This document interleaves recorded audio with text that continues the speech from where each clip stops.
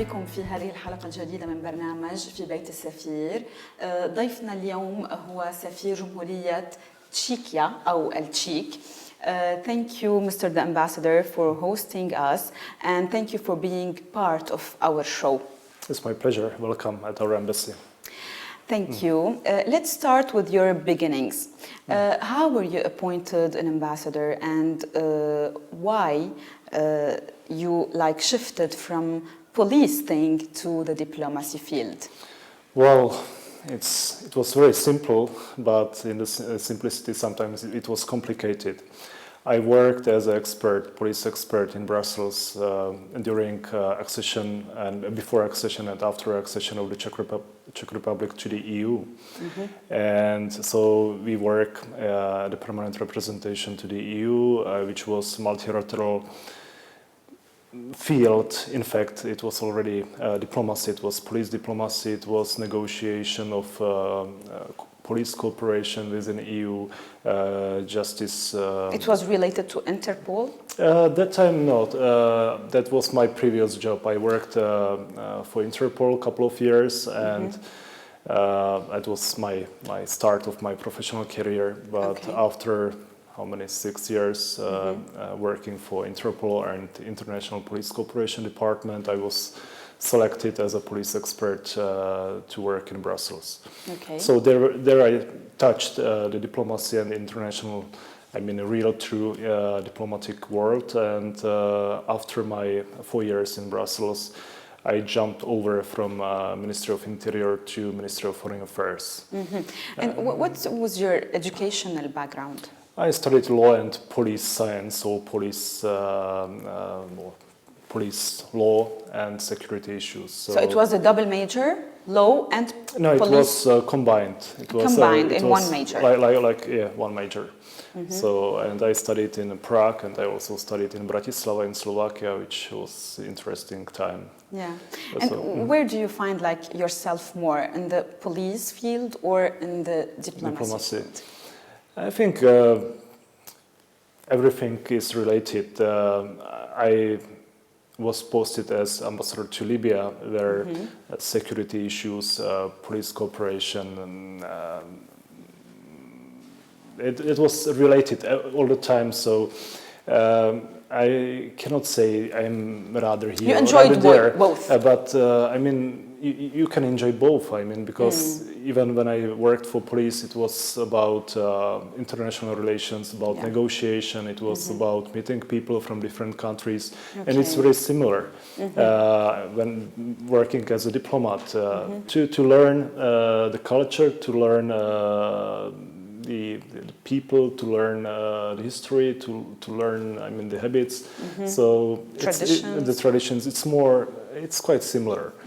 So that multilateral environment in Brussels gave me a good grounds for working as ambassador later on. Okay, so you were an ambassador in Libya. Yes. And then you were appointed an ambassador to Iraq. Exactly. And how did you feel?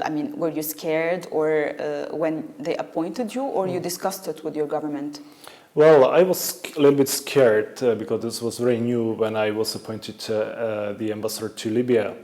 You were scared when you were appointed to Libya. To Libya, and then you get used to the idea. Yeah, because there was something quite new, also restricted conditions at the embassy, with a lot of security around me, armored cars, etc. So that time it was new. Now, when I got the offer or the appointment of being ambassador to Iraq, it was already known. Yeah, because you got used to this idea. Yes, so I took it as a challenge, as a new opportunity to work with in country where tough countries with high measurements of security. I would say in the country where things are happening.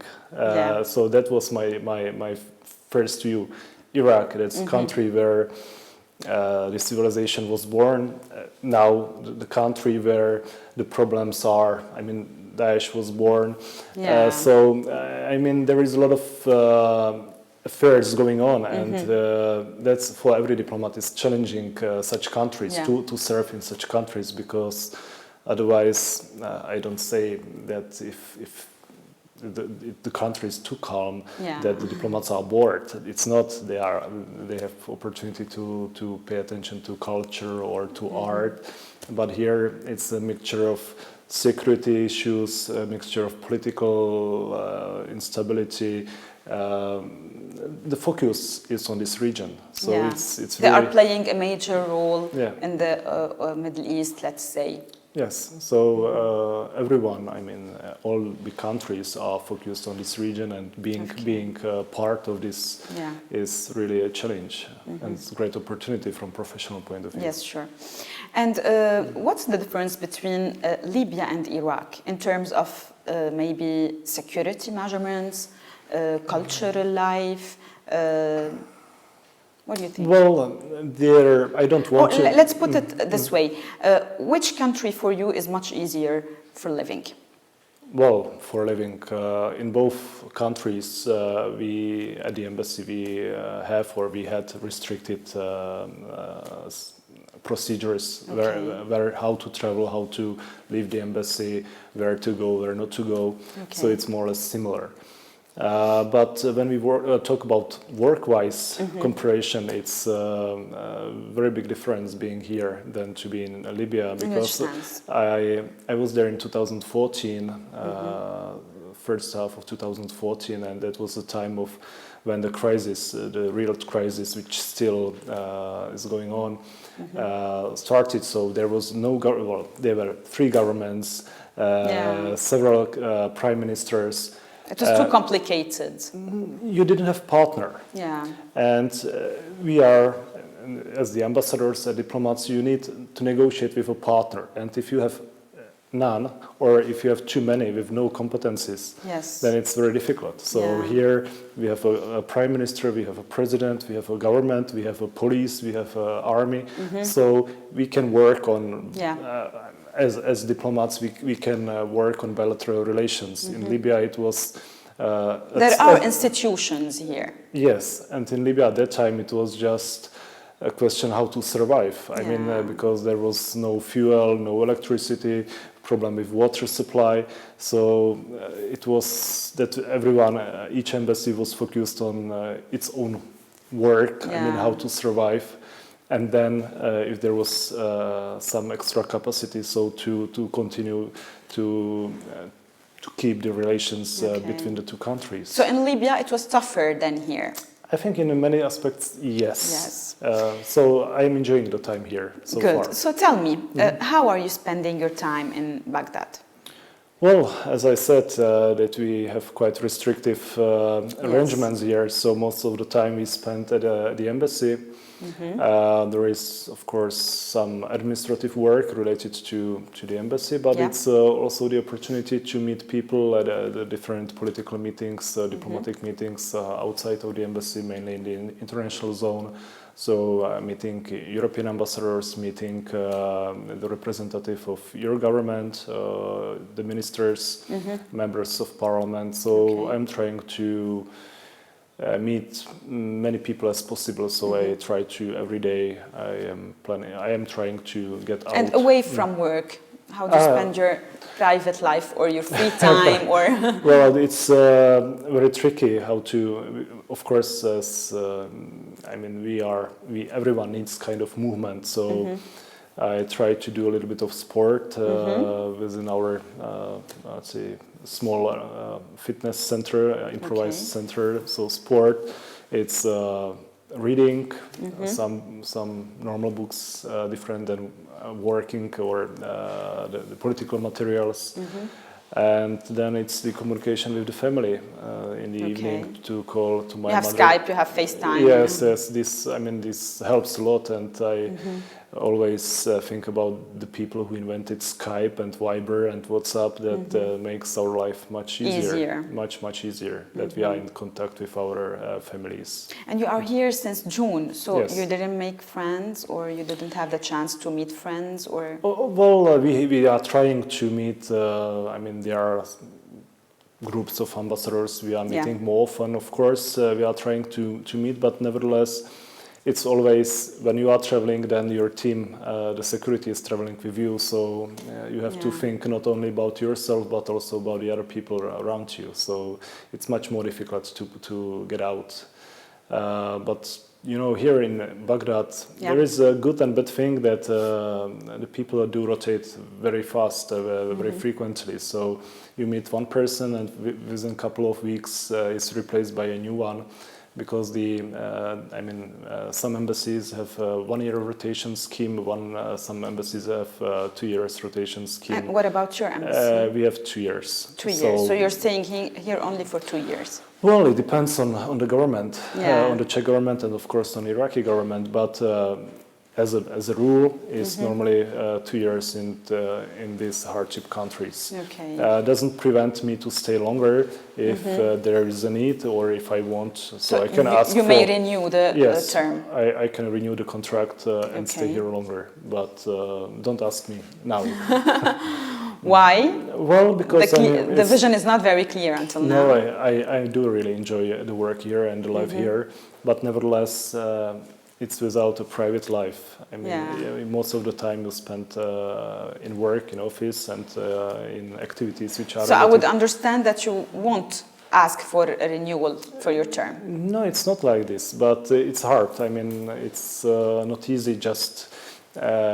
To spend 2 years without a family, without going out, without, normal life. And it's very difficult when my brother is calling me, "Hi, how are you?" And I tell him I'm fine. And what are you doing? We are just having a family gathering here. We are doing some barbecue, and I tell them, well, enjoy, but I know that I cannot take part of. Your family lives in Prague? No, they live all around the Czech Republic, so outside of Prague. You are married? I am divorced. You're divorced with divorced. Kids? Yes. How many? 2 kids. 2 kids, Yes. girls or boys? Boys. They never visited you here? I know, it's, it would be too risky, and it's better to meet in Czech Republic or in other country, but why to risk their lives or why to tease the fortune? Yeah. So no, not. And how often you visit them or you go to Well, Czech I'm Republic? trying. We are traveling every second, third month. So. And did you learn Arabic? Not yet. I say I can these basic words like shukran and alhamdulillah and inshallah and these words. You're not interested to learn Arabic? I am interested. I would like to study and start at least to be able to read and to start a basic conversation. But still, it was a little bit busy summer. Okay. So I hope that next year will be easier. And do you listen to music or play music? Well, I wish it was my. I can see a piano here. Yes, it used to be my dream when I was a child. A dream? A dream, yes. And you did not accomplish it? No, when I was a child, I was I was 6 years old, and my mother took me to a music school. Yeah. That I should start to play piano. And I remember the teacher just test me if I can play some rhythm. And then he told to my mother, well, maybe it will be better if he starts some drawing or some sport, but not playing music. So when I see the piano, I admire everyone who can play a music instrument, but not me. Because it was a dream and you couldn't do it. Still it is a dream. Yeah. But it's still, it's never too late. Never too late. Well, so far the piano is here. Maybe it's kind of, test. Maybe I will one day. I will because sit. you have a free time and it's not easy for you to go out and to explore Baghdad, so you can explore yourself in music. Maybe I will start with Arabic and maybe trying to play piano. Tell me, Mr. the Ambassador, what makes you feel sad? Well, every time when I speak with my kids and they tell me, come to see me, and I know that there are still a couple of weeks to this moment, so it makes me sad. And what makes you feel happy? Usually when the work is done well, Okay. When we finish some project and I see that we moved either the project or some issue forward, so it makes me happy. And it makes me happy seeing happy people around. So. And what Arabic or Middle Eastern countries have you visited? So far, I visited Tunisia, Libya, Morocco, Egypt, North Africa. North Africa, and then here in Middle East, I visited just Iraq and Lebanon. Well, what's your favorite country in the Middle East? Well, so far Iraq, because I haven't visited any other except of Lebanon. Yeah, and you liked it? Yeah, Lebanon is beautiful country. Yeah. Okay, and what's your favorite city? Let's say, not necessarily in the Middle East. I'm talking about the whole world. Well, I love Prague, of course. Yeah. Because it's a magic city. For many reasons. Yes. Maybe we can talk about that later. We will talk on. about this later, yes? Yes, and then I love London. What do you love about London?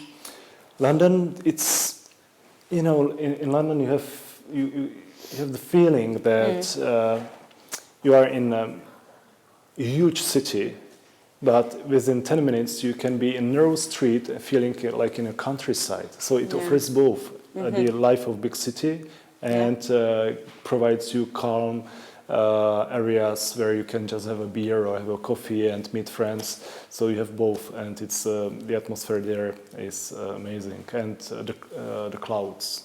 The clouds. Yeah, the clouds. There is in Britain there are clouds, and they are with usually blue sky and the white gray clouds on the sky. It makes it also great. It is you are romantic apparently, because usually people like sunny weather and well, sunny weather is here, but there are no clouds here.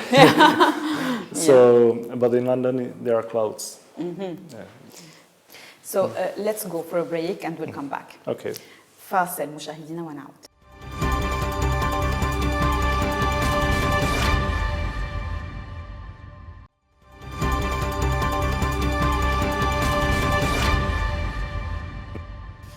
Well, Mr. the Ambassador, let's discuss the military issue or the military cooperation between Czech Republic and Iraq. Well, the Czech military, as I know, already has flight instructors or specialists in Iraq who are like giving training courses for pilots flying the L-159 jets, which Iraq acquired from the Czech Republic. That's very true. That's very true. It was one of my first projects when I started here. You rightly said that Iraqi army bought the Czech Airjets 159, and the Iraqi pilots got the basic training in Czech Republic by the company which is producing this aircraft. And but we are not. Iraq is not in a peacetime, so we consider it as important to train the Iraqi pilots in military operations, how to fully use the capacity of the aircraft. Okay. So the Czech Ministry of Defense deployed an air advisory team, as we call it, which are some 30 people here in Iraq training. So 30 instructors? Well, altogether 30 instructors. There are pilots, ground staff, security people, so altogether. And the contract between Iraq and the Czech Republic was signed through you, let's say? You mean the purchase of the flights? Yes. No, it was between the producer, Aero and Iraqi army. Yeah, I know, So but was it through you as the for ambassador or the embassy? It was signed before. So the embassy was facilitating the negotiation between Iraq and Aero, but it was, me personally, I was not there at that time. So now I am facilitating or helping with settling down the air advisory team and let's say the coordination with the coalition command. And is there any time frame for them to stay in Iraq? Yes. For the instructors? The Czech government approved their deployment in Iraq till the end of 2018. So far, how do you view the Iraqi pilots trained by the Czech instructors? I have had experiences with flying jet aircrafts, so they had a base, and now it's just to adjust their habits up to this aircraft. So they are very good professionals. What I saw, and I visited them several times, and I planned before Christmas to go there once again, and I think that they are doing a very good job. Both the pilots and the ground staff, because it's not only about the pilots, but the ground staff is preparing the flight to go up to the air. Yeah. So without proper maintenance and preparation of the aircraft, the pilots cannot fly. Sure. So I am happy about this. Great. And do like Czech Republic and Iraq have arming agreements? It's not. Yeah, there were some donations of ammunition and military equipment, but so far there is not a general framework in the shape of memorandum of understanding. But what is important that recently Minister of Defense Martin Stropnický visited Iraq. Yes, that was a few months back, right? It was mid November. Okay. So he visited Iraq. He met the acting Minister of Defense. The Iraqi one? The Iraqi, yes. So they had political talks about military cooperation, also in the defense industry. So I hope that we will continue this cooperation, and it will be, at the end, there will be some acquisitions from Czech Republic regarding defense industry in general. Okay. Not only ammunition or weapons, but also some more sophisticated. And in addition to the military cooperation between Czech Republic and Iraq, is there any financial grants Czech Republic is offering Iraq, especially now during the fight against Daesh? Yes, I mean, we are contributing as others via European funds into the stabilization funds, which are used by UN for the construction of the liberated areas. So Czech Republic is also contributing there. It's also supporting international organizations like UNHCR, UNDP. Yeah. And we are also. So you are offering financial grants to these organizations? Yes, we are as the other countries. We are providing them financial donations in order to provide technical assistance to Iraq, technical and humanitarian assistance to Iraq. And away from donations, do you offer any help to Iraq in its fight against Daesh? Well, I mean, we are present. We are part of coalition. There were donations of some ammunition and weapons to Iraqi army, Iraqi government. But when you ask about financial grants as such, there are no specific donations. I mean, when we talk about money, pure money. So we prefer to provide the assistance in know-how, in the training, in equipment, rather than just giving the money. Tell us about the field hospital that Czech Republic has sent to Iraq. Well, maybe it's better to say that we sent the medical staff, not the field hospital. We sent humans. But it was supposed to be a hospital, a field hospital, to be in Mosul and around Mosul. Well, it depends from which sources you go. There were ideas how to. Maybe my information is not very accurate. I don't know. No, you can just elaborate or explain. The idea was that there is a Mosul operation and there is a very intensive fight against Daesh in other areas of Iraq. And there is military cooperation, but we also know that there is a problem with the healthcare or emergency healthcare in different areas. So we offered the coalition the capacity which we have, the medical staff. To treat them. To treat the injured people. Yes. The coalition members and Iraqi nationals, Iraqi soldiers, Iraqi staff of security forces. So it was agreed within the coalition that we sent, there are some 17 people to Ain Assad air base, where, I mean, these are doctors and medical staff, nurses, which are using the current facility which is already there, and they are going to provide healthcare, the emergency healthcare. I mean, the plan was not supposed to be like to send this or the staff or the medical, let's say the field hospital or whatever you want to call it, to Al-Mosul to treat the injured? No. It wasn't like that from the beginning. From the beginning, it was to provide support for healthcare to Iraqi security forces, and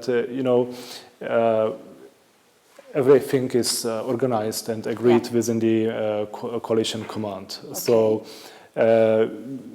we made together evaluation how it is covered Mosul area, how it is covered Baghdad area, and it was identified that the west of Iraq shall be, I mean, for the time being, the good place for Czech government. The Czech government, yes, was, I mean, volunteering and sending the hospital field or the team of maybe 30 people or 15 people. You mentioned? No. When we talk about the field surgery team. Yeah. It was about 15 people. 15 people. Yes. And it was volunteering? Well, that's the discussion without coalition is that we see the demand and we see the offers. And there was a demand for sending or for this capacity which Czech Republic has. Okay. So Czech Republic offered this capacity to be sent to Iraq. Mr. the Ambassador, there were talks regarding cooperation between Czech Republic and Iraq in electricity and oil fields. So where is that now? Well, there are Czech companies already started reconstruction of refinery in Basra. So private sector? Yeah, in private sector.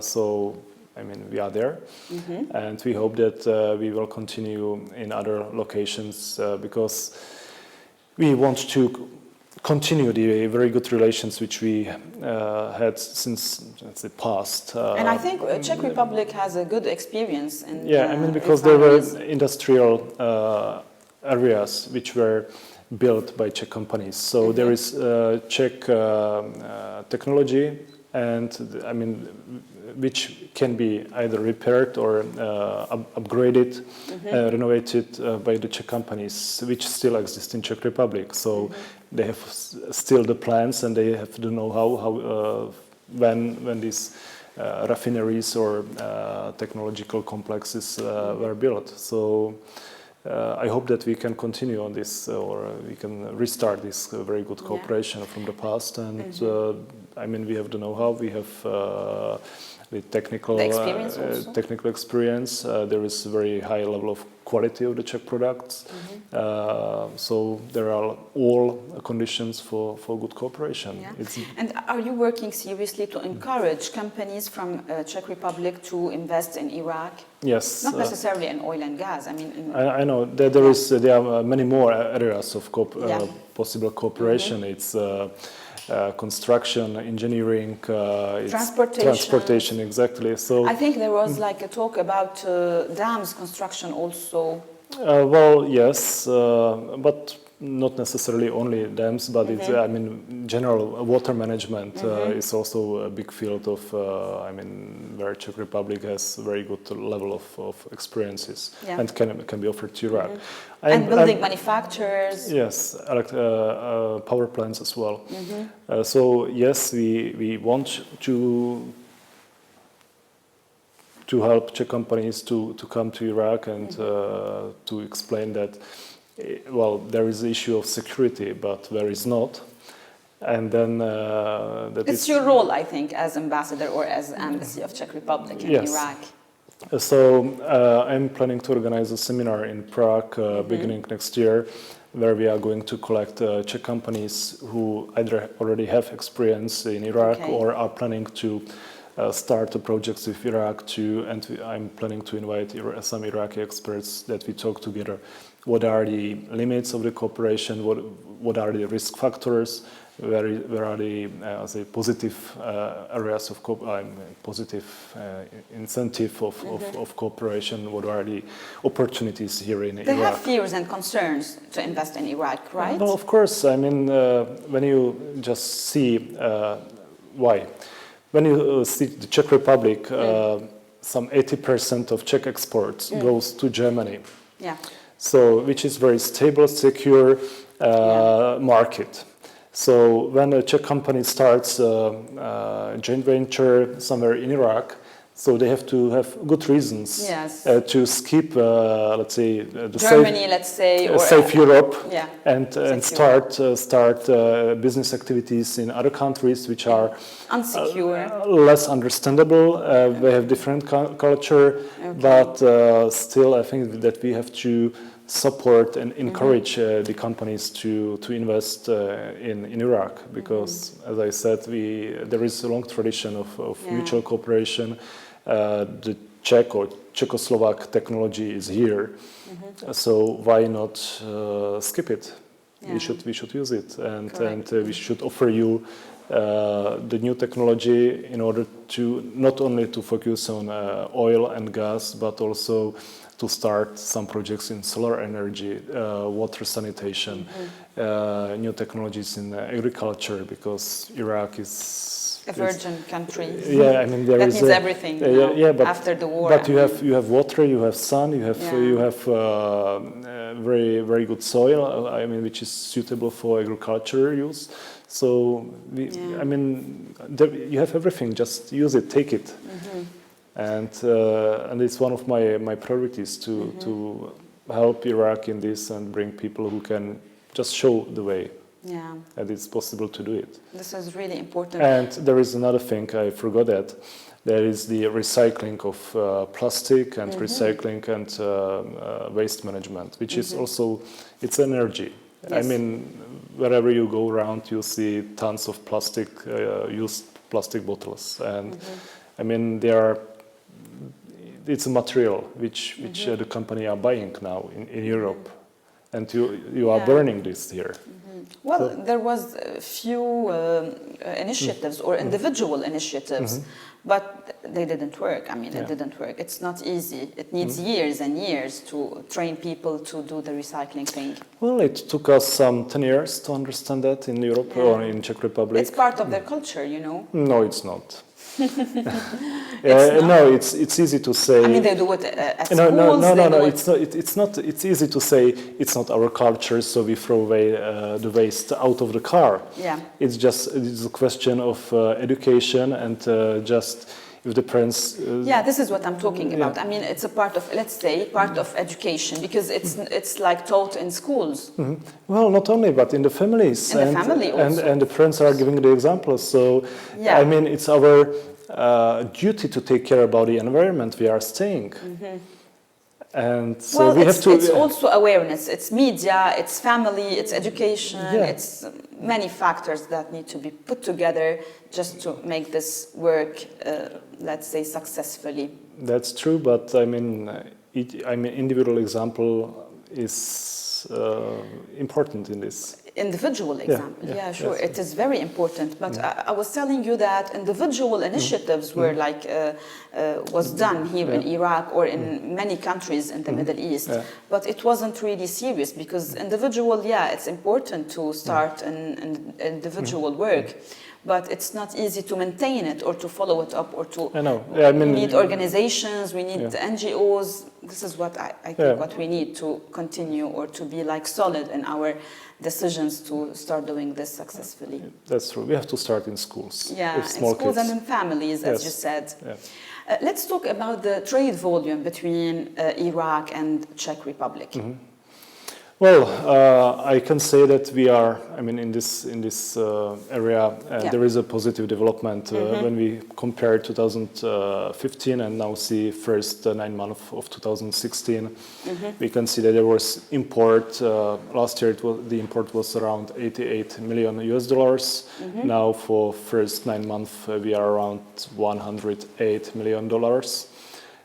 So there is a growth. And I hope that it will continue. There is very, very, very small export from Iraq to Czech Republic, very, very small. And import? And import is, as I said, it's 108 million during this year so far. Okay, so is it like, are you satisfied with this? I think yes. When I see the number and see the countries, I already said the 80% of the export goes to Germany or to Europe from Czech Republic. What are the main products? Wait, I will explain that. If we take away Europe, then Iraq is quite high, and in all the countries it's on the 53rd place. But I mean, when we see other countries, then Tunisia, for instance, is much lower, and other countries from the region as well. So Iraq is quite high. What are the products? It's transport, vehicles, engineering, machinery. So these are main areas of main areas of export. So this and construction. Yeah, Mr. Ambassador, there were talks about twinning agreement related to strengthening the cooperation between the universities in Czech Republic and Babylon University. Well, yes, I want to. We just talked about the importance of school and education, and education gives you the opportunity to understand, and if you understand, you can respect. So that's why I consider education as a basic condition for any change in Iraq. I mean, and when we speak about education, we see in Czech Republic or Czechoslovakia in that time, after the Velvet Revolution, it was one of the biggest changes, the opening of universities to the West. So we started cooperation with other universities in Europe, and that's what I am offering now to universities in Iraq. So to have a partnership with other universities to exchange students, to exchange the training of professors, to share experiences, to share know-how, to work together on research. So this is the idea. Of course, we have to have partners, active partners on both sides. So affiliations. And that's the role of the embassy, to connect the people, to connect the faculties of different universities, to connect the students. And of course, find the financial means for this. Yeah, but could you tell us a little bit about this affiliation between Babylon University and... we are at the very beginning now. I visited the university recently. I was introduced, the school was introduced, the university was introduced to me. And now when I will be in Prague, I will try to talk with some universities in Czech Republic and offer them the cooperation. So so you didn't start any contract or twinning agreement? We haven't signed any document now. We are at the very initial phase that I have to know. I learned about the university, what are the demands, what are the needs. You visited Babylon University? Yes. Or many other universities? No, so far I visited Babylon University in Hila. So we are just at the beginning. And of course, there is another topic, which is scholarship. For Iraqi students, there was such a project in the past which was not very successful. I mean, when young people get a lot of money and there is no motivation, they just spend the money and don't go to school. So we are trying to find another models of students traveling to Europe. To Europe or to Czech Republic? Well, generally to Europe, and not necessarily only to Czech Republic. But so you just give the grant to scholarships? That time it was the scholarship, and now I want maybe to limit the stays for a little bit shorter, and I mean that they work on a certain project, and then go back to their university, or that we will receive, or they will receive here in Iraq. Okay. Some experts. It's like fellowship. Yes. Yes. Yes. It could be like fellowship. Mm-hmm. Yes. So these are the areas of possible cooperation. I hope that we will start this cooperation, but really we are at the very beginning, and I hope that, well, in 1 year we can, once we meet, we will talk about the projects already running. Well, we hope so too. Let's go for a break and we will come back again. Thank you. فاصل مشاهدينا ونعود.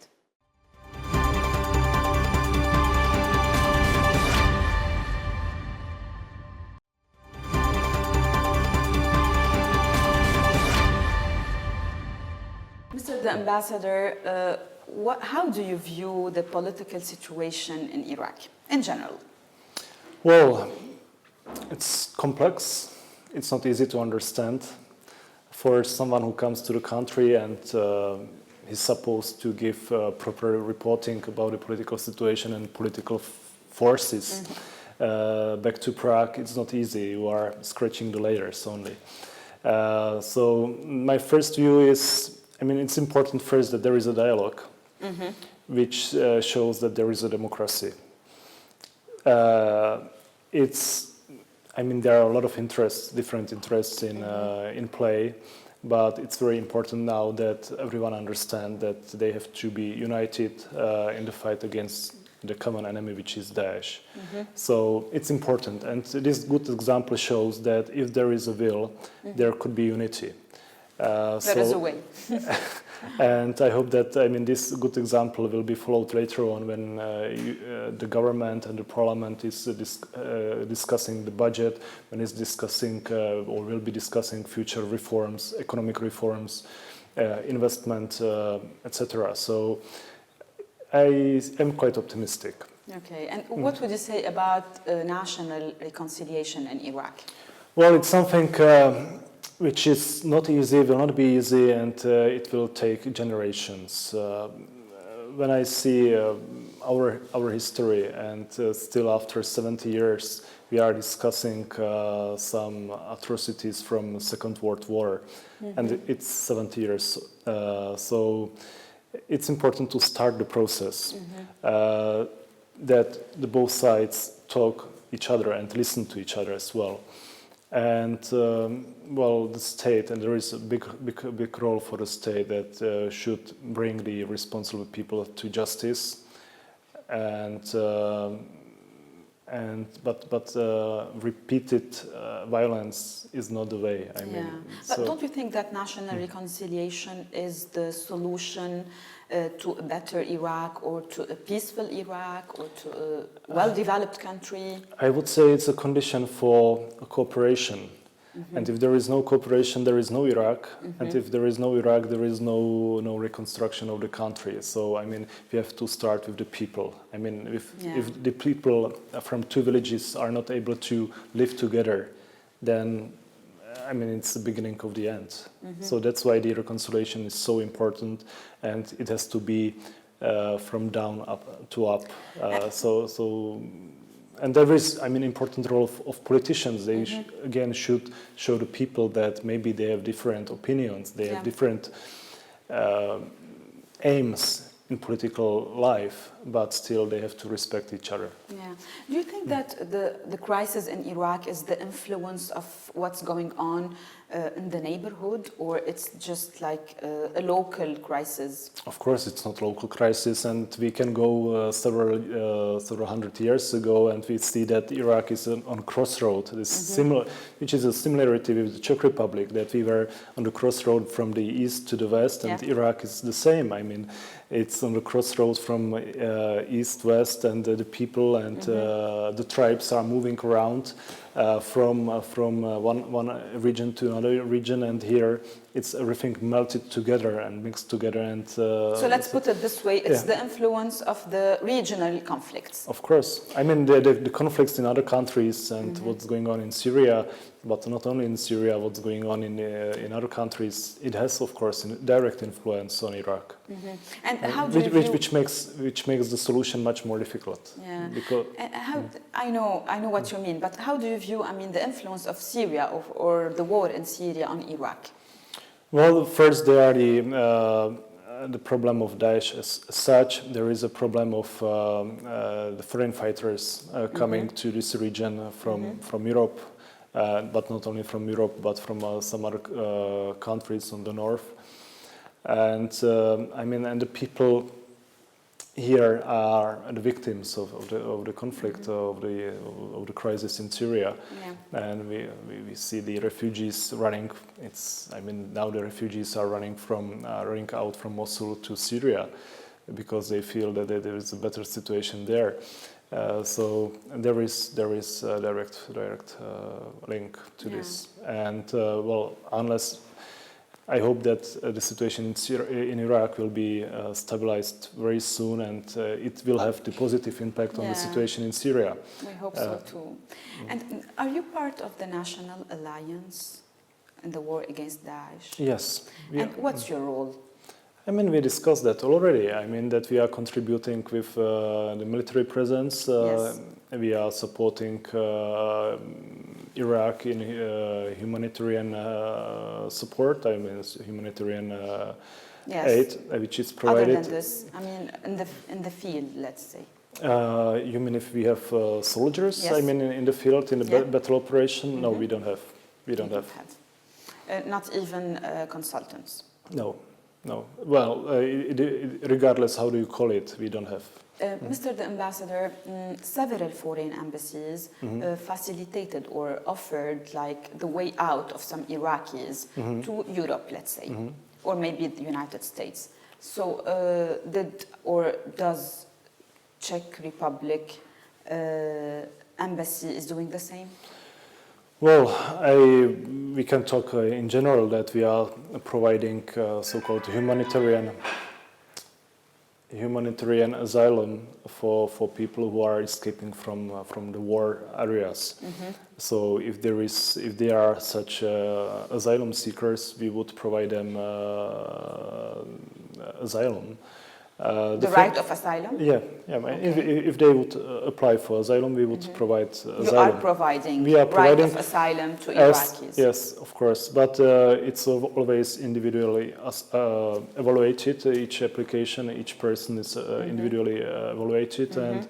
And in Europe, in European Union, we are following the same rules. So there is a Dublin Convention, and it clearly defines under which conditions the asylum can be granted and who can apply for it. Everyone can apply, but not everyone is receiving it. Yeah, and does your embassy granting tourist visas? We in Baghdad don't receive the tourist visa. We are mainly for security reasons. We are just only processing the, let's say, official requests from the government, official trips to Czech Republic.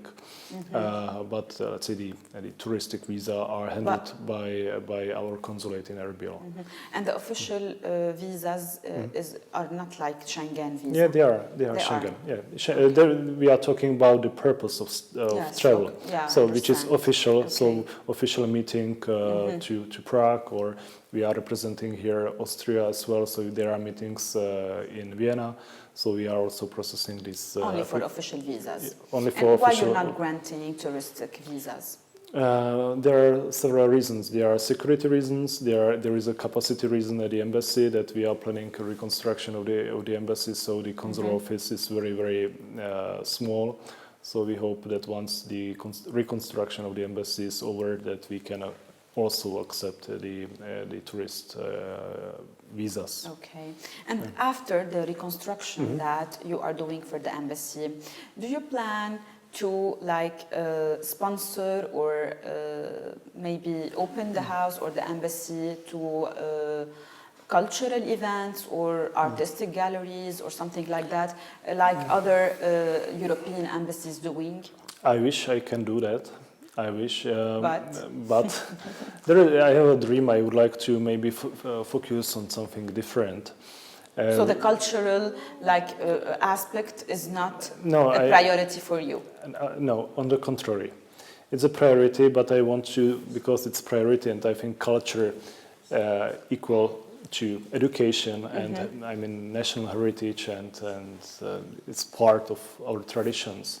So I am thinking and I hope that I will get support of Prague to establish here Czech Center.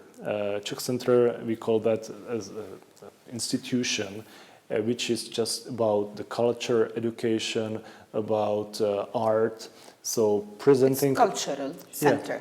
In a way, cultural center, but not necessarily only cultural center, but also promote business relations. Okay. I mean, interhuman dialogue. So this is, and here, I mean, in the area or in the space which we have here at our embassy, it's not enough for this. So that's why I want to have something outside of the embassy, but fully focused on art and culture.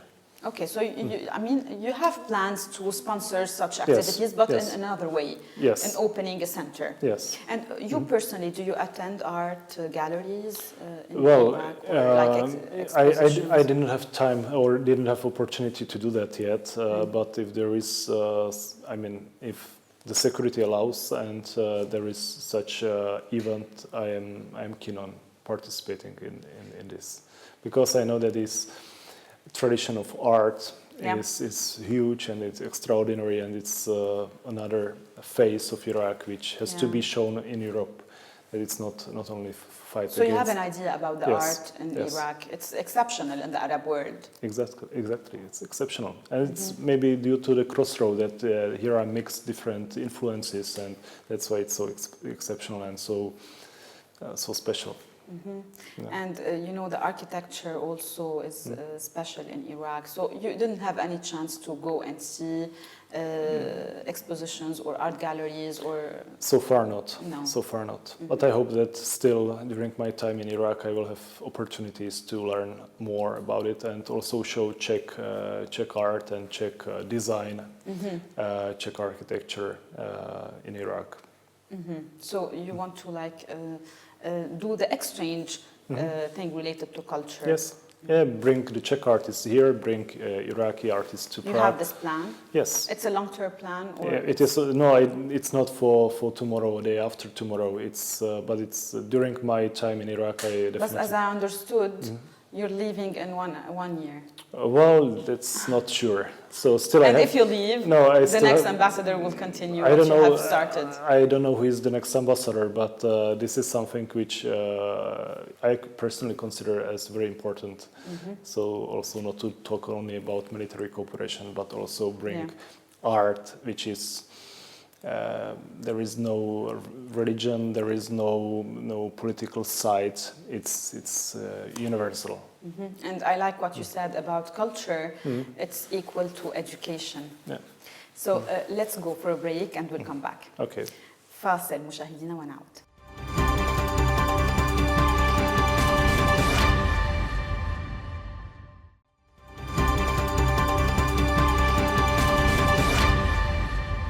Mr. Ambassador, how do you promote Czech Republic in one sentence? Tradition, culture, art. Well, these are 3 words. Amazing answer. Okay, tell us one thing you like about Czech Republic. The countryside. It's which is marvelous. It's a combination of houses, gardens, nature, forest. Okay, and one thing that you don't like or dislike about Czech Republic? We don't smile.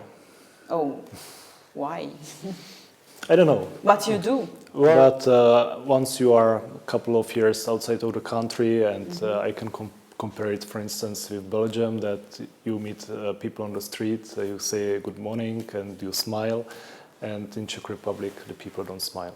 They just say good morning without smiling? Yes. Or they don't even say good morning? Well, usually they say good morning, but they don't smile. Is that because they don't like to express their feelings? I don't have the explanation. I don't know. Maybe they are introvert? I don't think that we are introvert, but maybe we just don't want to, I don't know, share. I have to look for this. It's really interesting to know why Czech people don't smile. Yeah, there used to be in Newsweek there was a report about happiness. And the scale of the countries about the index of happiness. We were somewhere in the middle. So. In the middle of the scale, yeah. So we are not, unhappy in this scale. So theoretically, there are all conditions that we can smile, but we don't. Everyone heard about Czech Republic and its jewel, Prague. I collected some interesting facts that I'm going to mention now to our viewers and to you. You just give us a little bit of explanation or elaboration for each fact about Czech Republic, because it's not really common to maybe our viewers or to Arab people to know a lot about Czech Republic. First of all, it's the land of castles. So you said about Prague, the land of castles, it's Czech Republic, yes. It's very true that every single town, sometimes even in villages, they are full of castles. Why? Because in the past, Czech Republic used to be, a kingdom, and the royal families and the wider family, they wanted to stay somewhere. They had to stay somewhere. So at the beginning, they built the castles to protect the power, property. Yeah, the property.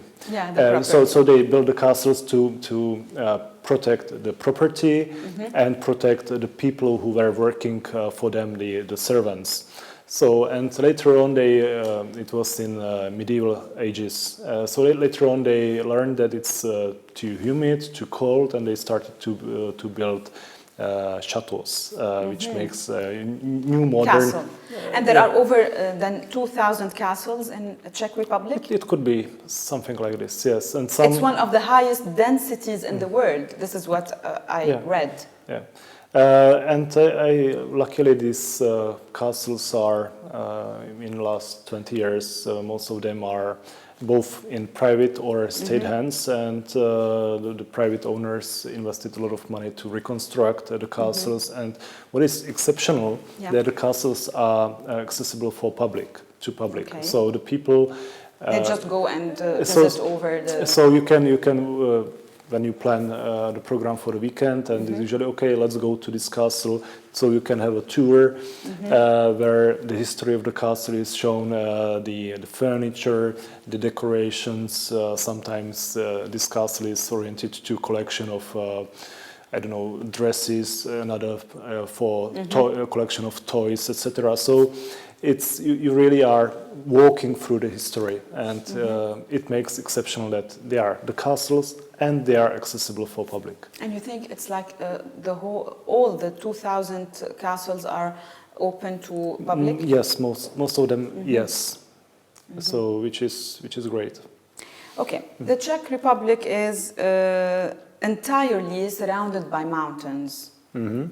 Yes, it's said that Czech Republic is in the center of Europe, and we are the Czech Republic. When you see the map, it's really surrounded by the mountains, and maybe the whole country. Yes, the whole country. So it's encircled with mountains. Yes. Fact number 3: Czech people are the world's heaviest consumers of beer. Well, it's like water. You drink beer like water. No, not really. More. No, to be more serious, Czech Republic is again similarity with Iraq or Mesopotamia. The beer was invented here in the old time, but in let's say in Iraq. Yeah, in Mesopotamia, yes. During the old Sumer states and in this era, so the beer was invented here, and in Czech Republic was reinvented, in a way. For beer, you use the expression Pilsner, and Pilsner is a name of a town when the beer is brewed, is produced. So we gave the beer name. Okay. And so, and if you produce something which is very good, then usually you want to taste as well. So we are, I say, producing the best beer in the world, and when it's the best, you have to taste it. That's why they consume it. Then that's why we consume it as well. Okay, Czechs are money makers. I think Prague's GDP, the gross domestic product per capita, is twice the Czech national average and higher than any European Union member state. Is that correct? And how accurate it is? Well, I think it could be correct. I haven't seen these statistics, but you said that Prague is a jewelry, it's a diamond, and which attracts a lot of international companies because it's a question of prestige to have a seat in Prague. And if you have a seat in Prague, it's easier to attract the best people, best experts. So that's why the income and the salaries are very high, which doesn't help, or some Czechs don't like it, especially the ones who go to Prague as a tourists, because the prices are higher. But yes, I mean, Prague is really central and seat of many international companies, and recently, for instance, the European Space Agency Galileo.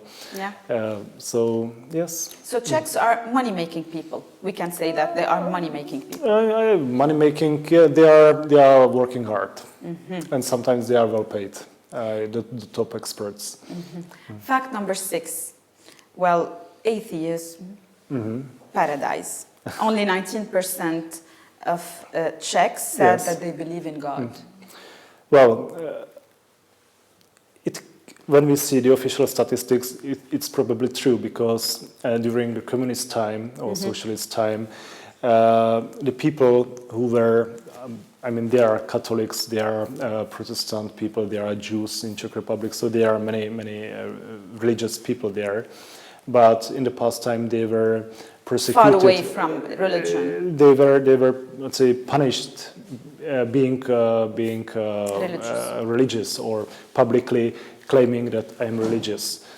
So that's why maybe religion became something more internal. And now when there are official statistics and people are asked about religion, they say no religion, so atheist. And but I don't think that it's so bad. I mean, that we don't present it so publicly. It's something very personal, very private. So it's more inside of us. It's more inside of us. We don't, I mean, show off that we are very religious, but I mean, there is a long-lasting tradition of religion in Czech Republic. Okay. So one thing is statistics, and other thing is the reality. Fact number 7: Czech Republic has the largest castle in the world. Well, probably you are speaking about the Prague Castle. Yes, exactly. Which is. You didn't have opportunity to... It was listed in the Guinness Book of Record that it was the largest castle in the world. I'm not sure if in the world, but definitely in Europe. And the history goes to the 9th century. And it's really complex of many buildings, and it's a beautiful area. It's open for the public also. Yes, it's. I mean, Prague Castle is official seat of the president. So there are some official days where they can visit. There are some, let's say, areas, some places which are closed for public and are open once a year during a national holiday. So it's also open for public, but. I mean, you can walk through the Prague Castle as a tourist, and the main historical buildings are open for public. And the best view is when you are down at the river, at the Moldau, and seeing the Prague Castle from the river. It's marvelous. Well, European hockey fanatics. I think that we are competing with the Swedish and Finnish fans when hockey is a religion there as well. And in our country, it happened in 1998 when we won the Olympic Games in Nagano. And the Ice hockey? Ice hockey, ice hockey. And the ice hockey players, they became a gods to us. And I still remember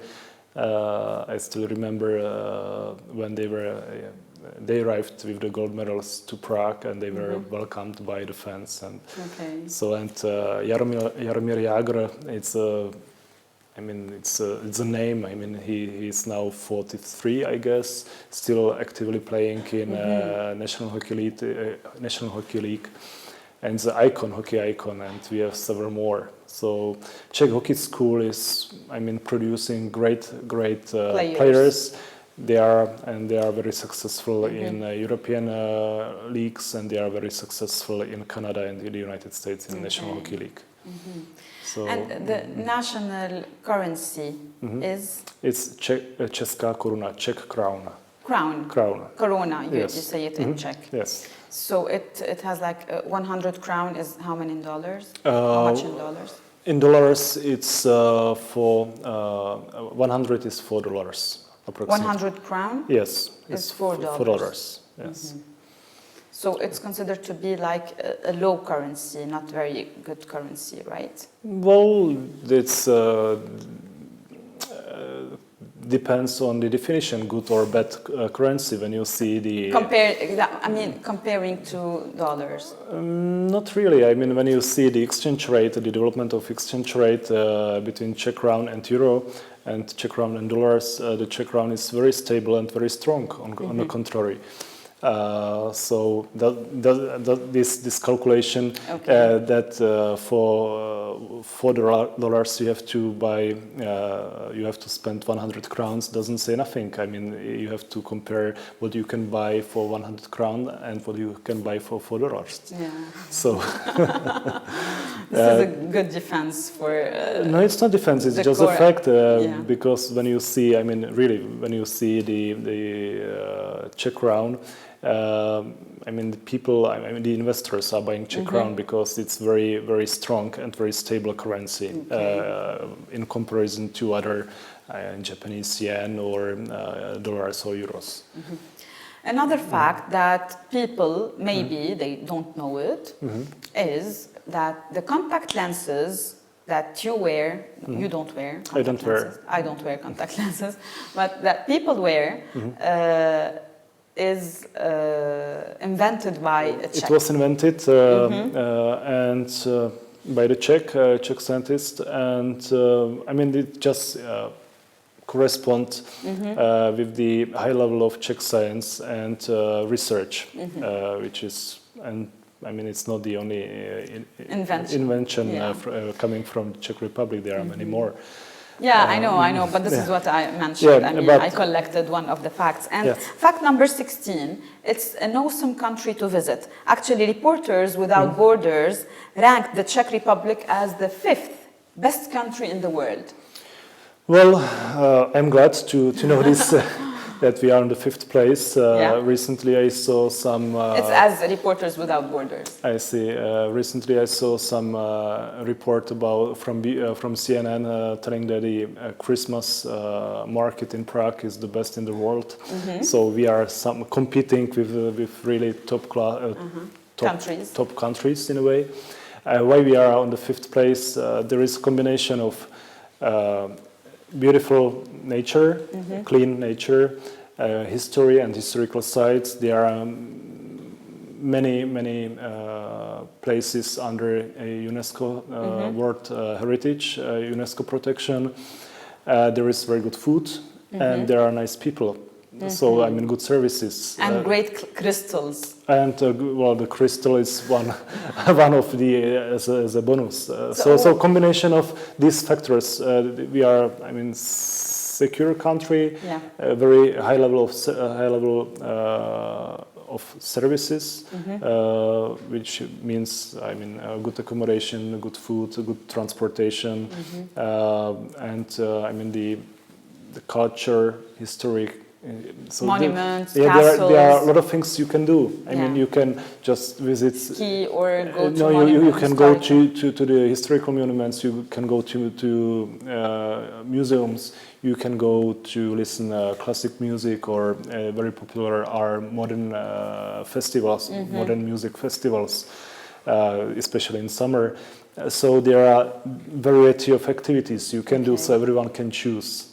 And Czech Republic is a relatively small country, so it's easy to get from one point to another point. And I mean, from mountains get to some lake and enjoy the water sport, and then switch to some historical monument and enjoy a little bit of history, and then go to a beautiful restaurant having a nice dinner. Talk to us a little bit about the crystals, the Bohemian crystals. Bohemia crystal. These are crystals, correct? Yeah, that's the Bohemia crystal, yes. Well, it's unique. Why? Because, well, it's the way of manufacturing the crystal and the way of cut, because it's very specific. And in order that, if you see that it has the texture is no the texture, but also the brightness of the glass is because of a certain level of not aluminum, plumbum, olovo. I have to check. It's okay. Or of some substance which makes the crystal, and it has to be certain concentration. Just the crystal is good enough for cutting and keeps this bright shape.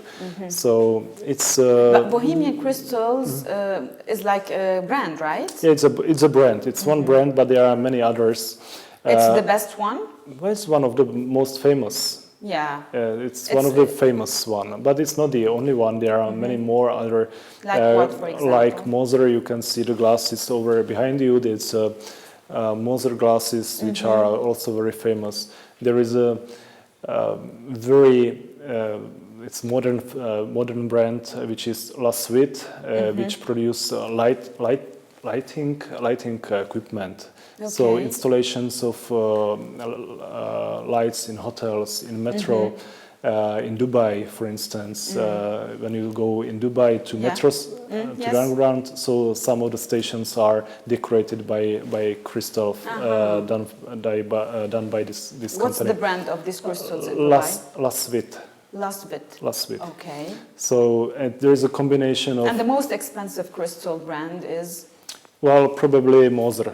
Moser, but there are others. I mean, not only like the glasses behind you. Yeah, that's the glasses behind you. Okay. But you know, and there are small manufacturers who do the design work only. I mean, and that it's art. It's not just industry. It's art. A combination of precise technological methods how to assemble different kind of glass together and combine it with design. So it's amazing. I like crystals and Bohemian especially. Don't you export crystals to Iraq? Well, I saw many. I mean, wherever I go, I saw Bohemia crystal, but I think that now there is no special shop selling or special partner selling Bohemia crystal in this time. Okay, let's go back to the facts. Facts number 17, Czech people are highly or very highly educated. Well, thank you. No, this is a fact. It's not a compliment. If that you are reminding this fact. Well, Czech Republic or Prague University or Charles University in Prague is one of the oldest universities in Europe, founded in 1348. Okay. And it paved the way for education. So the tradition of education is very old, and I mean, in Czech Republic, we had the opportunity of having Jan Amos Komenský, Johannes Comenius, who we call teacher of the nations, who established the the rules for education, the alphabet, how to teach the small kids the alphabet, the language, and so we had these exceptional personalities in our history. Yeah. So we were happy in this, and we have good students. Yeah. Okay, fact number 20. Well, Czech Republic is renowned for its numerous spa towns. Well, we discussed like Karlovy Vary. Karlovy Vary. Yeah, Karlovy Vary is one of the famous spa resort. But when we speak about spa, it's combination of let's say healthcare, but together combined with natural resources like spring with special water contains special substances which helps in health treatment. So it's not only Karlovy Vary, it's Luhačovice, Karlova Studánka, Darkov. There are many other spa resorts. Maybe Karlovy Vary is the most famous one for us at least. Yeah, I mean it could be the most famous one, but there are different spas. It depends on what kind of illness you have. So fact number 22: tourism is a major source of income for Czech Republic. I don't think so. It could be the car industry. We are receiving each year millions of tourists coming to the Czech Republic, but it's not the main income. Okay, and Czech Republic is the second richest Eastern European country after Slovenia. Well, that depends on the definition of what is rich, who is poor. But after the Velvet Revolution in the 90s, we were quite successfully implemented some economic reforms. There were good investments in our industry, in research, and thus we attracted the best know-how. The companies invested in the Czech Republic. We set up their production, and it also attracted the experts and attracted the research. So with this, then the economic results are quite good. You just mentioned, and maybe there is another thing, and what we spoke already about is the stable currency. The fiscal policy, which is very well balanced, so it helps the economic results as well. You just mentioned the car manufacturers. Also, it's a fact that Czech Republic is very well known in its car manufacturer, and Skoda maybe is the most famous car in Czech Republic. Yes, well, Skoda. Skoda. We call it Skoda. Skoda, but it's not only Skoda. It used to be Tatra. It used to be. And now there are, as I spoke about other investors, there are car factories producing Hyundai, Toyota, Renault. So they are the brands which are manufactured in Czech Republic, and they are. When you compare the number of manufactured cars in comparison to the inhabitants, there is the biggest rate in Czech Republic. So it's very true. Well, these are the facts that I collected. I don't know if you would like to add anything to the facts that I have mentioned. Regarding Czech Republic or maybe any other city. Maybe you mentioned beer, but I would highlight also Czech cuisine, Czech food, which is combination of I'd say very good products which are served and combined in a very, very great manner. So you at the end you have I call it wow effect. So which means that you taste a piece of meat and really you feel the garden, you different species in it, and you feel nature in it. And in combination with good beer or good wine, which is also produced in Czech Republic, it makes your stay in Czech Republic great. And what's your favorite plate? Well, I don't have a favorite plate like that, but when I go back to Prague, usually I take some pork. It's the traditional. It's quite traditional in Czech Republic, or very traditional. Or there is, we call it svíčková, which is roasted beef meat with cream, vegetable sauce, and with knedlík, which is in English dumpling, which is white, something like bread. It's like for Chinese. They are very well known in dumplings. But this is kind of white bread, which you cut in slices and put as a side dish. So together with the sauce, with the creamy sauce and the roasted beef, it's excellent. Well, Mr. the Ambassador, we reached the end of our episode. I'm not sure if you're going to add anything to our interview, or if you would like to say anything to the Iraqi people or to the Iraqi viewers who watched us. Well, at the end, I would like to say that it's my first privilege that we could have had such a conversation, and I had the opportunity to present Czech Republic. Second, that I am really enjoying the time in Iraq, and I will use the time to know even better Iraq and Iraqi people and Iraqi culture and traditions. And I hope that, all together we will be able to help both countries in their mutual relations. Well, Mr. the Ambassador, the privilege is ours to host you and to have you in our show.